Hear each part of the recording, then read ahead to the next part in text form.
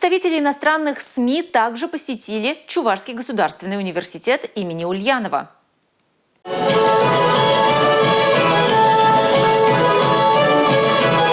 В этнокультурном центре наследия Чувашского госуниверситета иностранные журналисты ближе знакомились с чувашской культурой и традициями. С помощью очков виртуальной реальности путешествовали по красивым местам республики, узнавали имена, которые прославили Чувашию, рассматривали элементы народного костюма.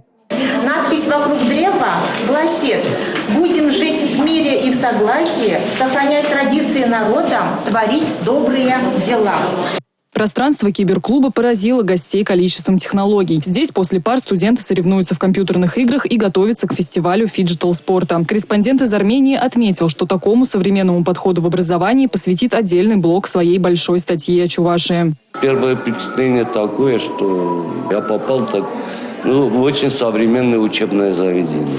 Про ваш университет я наслышан, и, в общем-то, впечатление очень хорошее. Во-первых, неожиданно, что настолько все сейчас современно, настолько все продвинуто. Такую доброжелательность, которую мы здесь встретили. Во-первых, вы такой улыбчивый народ. Я вообще в Поволжье бывал много раз. Отношение совсем другое, чем, допустим, в других регионах России.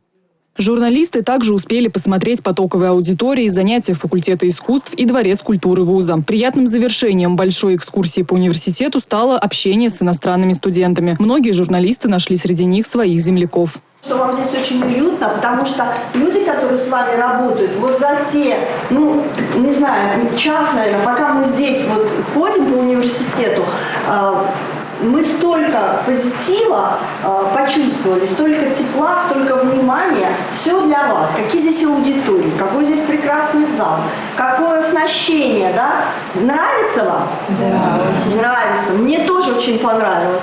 Все это повод рассказать о Чувашии у себя на родине, так, чтобы о республике и ее достоинствах узнало как можно больше людей. Сегодня вечером пресс-тур завершился, а значит, газетные статьи, видеоролики и телевизионные программы выйдут в свет совсем скоро. Анна Центовская, Юрий Марков. Национальное телевидение Чувашии.